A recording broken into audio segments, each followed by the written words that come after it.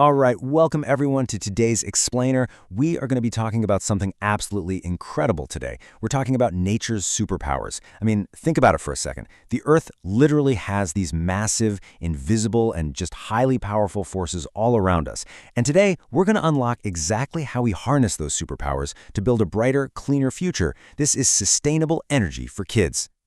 So before we really get going, I want you to stop and think about this core question. Where does our power actually come from?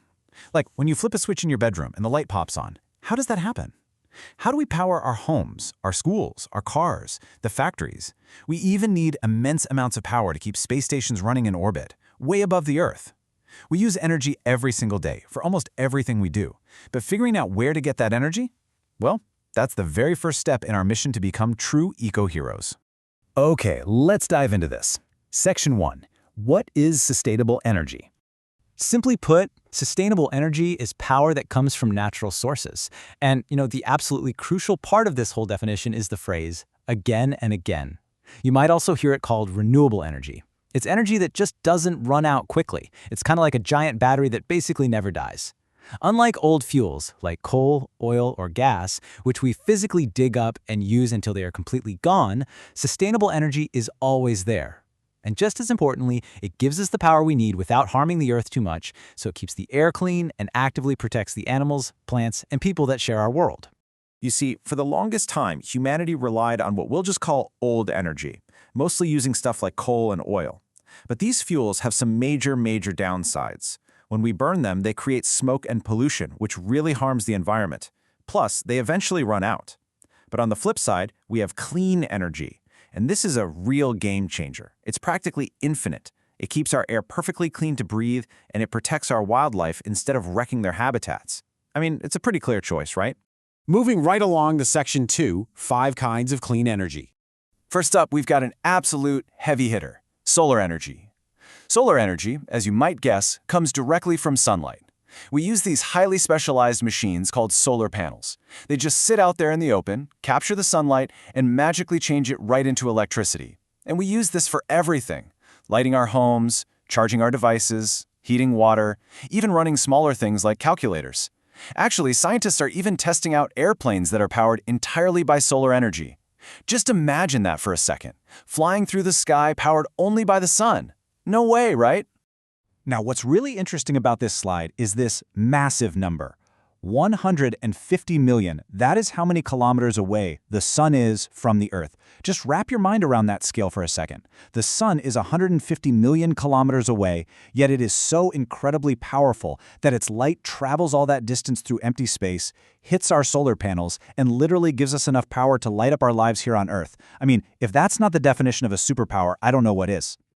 Our second hero, wind energy. Wind energy uses moving air to create electricity, and it works in 3 really simple, beautiful steps. Step 1, the wind blows. Step 2, huge wind turbines, which kind of look like giant futuristic pinwheels, start spinning around.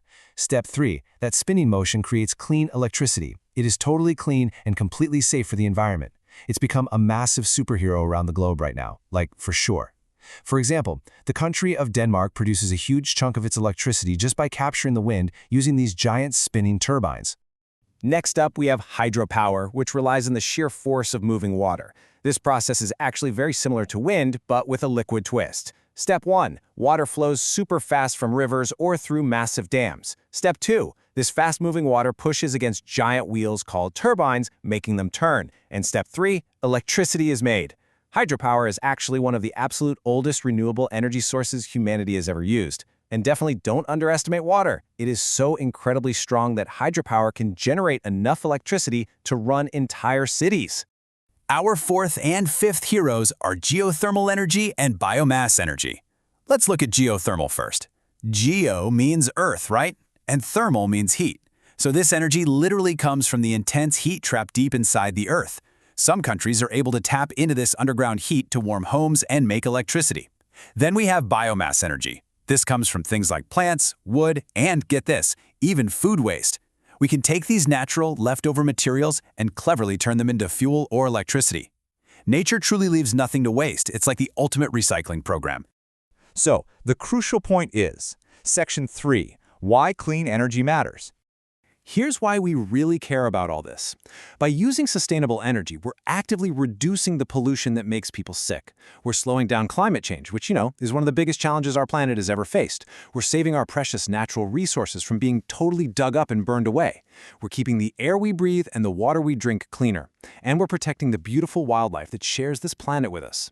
Switching to clean energy isn't just some neat science trick. It's literally how we actively save the world. But it's not all perfectly easy. Section 4, challenges we still face. I mean, every superhero has a limitation, right? Even clean energy has some challenges we gotta overcome. First, solar panels obviously need sunlight. If it's nighttime or super cloudy out, they just don't produce as much power. Second, wind turbines need wind. If the air is totally still, the blades aren't gonna spin. And finally, building all these amazing renewable energy systems, like the giant turbines and massive fields of solar panels, well, it can cost a lot of money up front. Actually, scratch that. It's not really a weakness, it's just a hurdle. Because here's the good news. Thousands of brilliant scientists are working hard every single year to overcome these obstacles, making sustainable energy more reliable, significantly better, and far cheaper. Let's move to and see how this builds. Section 5, how kids can help. Because the truth is, you don't need a fancy lab coat to be an eco-hero. Kids can actively help save the planet right now. You can simply switch off the fans and lights when you leave a room. Boom, energy saved. You can use reusable water bottles and bags instead of throwing away plastic. You can choose to ride a bicycle or just walk instead of taking a car for short trips. You can recycle your paper and plastic so it gets a second life. And you can plant trees and actively care for the nature right in your very own neighborhood. And this brilliantly illustrates our main takeaway today. Remember this, every small action helps make Earth greener and healthier for the future. You don't have to go out and build a giant wind turbine in your backyard to make a difference. Turning off a light switch, recycling a piece of paper, picking up some trash. These small actions multiply when millions of kids all over the world do them together.